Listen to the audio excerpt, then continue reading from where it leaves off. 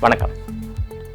Welcome to this video on classics in neuroscience. We have been looking at chemical signaling molecules or the first neurotransmitters in the brain. So far we have looked at a whole branch or whole bunch of neurotransmitters. In this video we will look at pheromones. After his work on hormones, Butenandt turned his attention to the bombicol in female Bombyx mori moth. Bombyx mori moth.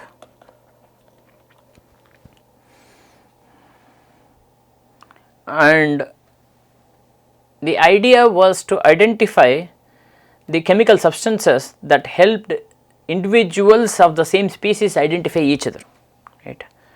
So, there was this species specific signals.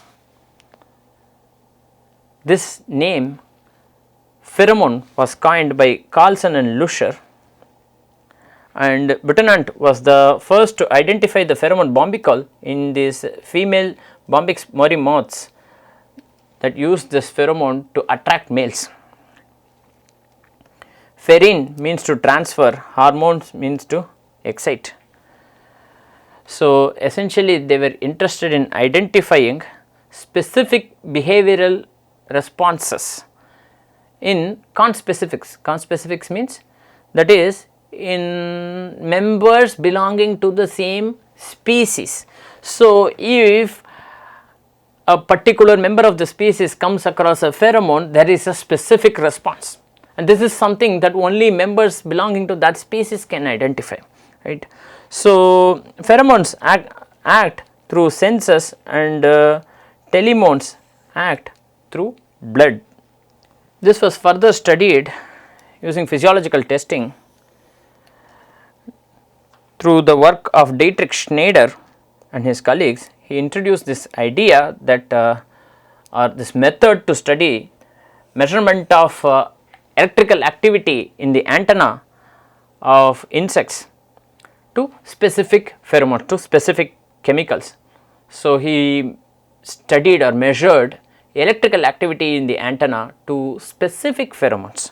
So, this electrical activity measurement was called as electroantenogram, and another method, a similar method was described by Ottoson, where he described this method called electroolfactogram to study olfactory response in the vertebrates. But how does it work in mammals, right?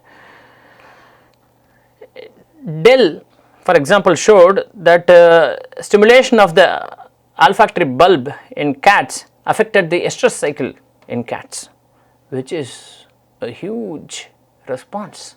That is, the reproductive cycles in cats were being affected by olfactory or manipulation of the olfactory system, and Witten demonstrated olfactory signals in affecting reproductive behavior in females. Does it have any effect in humans?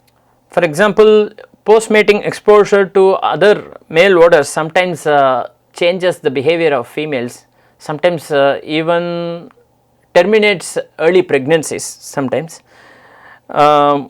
This was called as the Bruce effect, due to olfactory pathways. This affects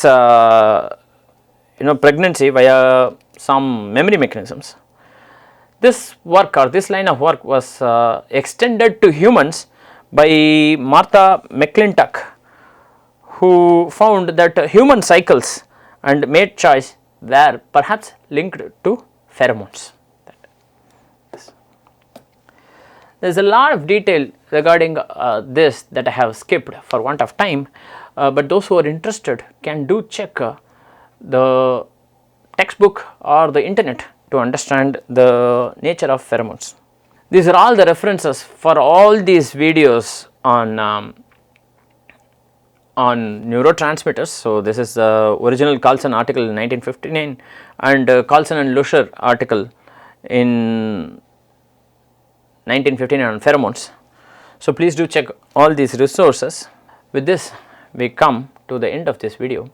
In this video, we looked at pheromones, which are forming an important set of chemical messengers, that is to communicate with conspecifics, members of the same species. Thank you very much for your attention.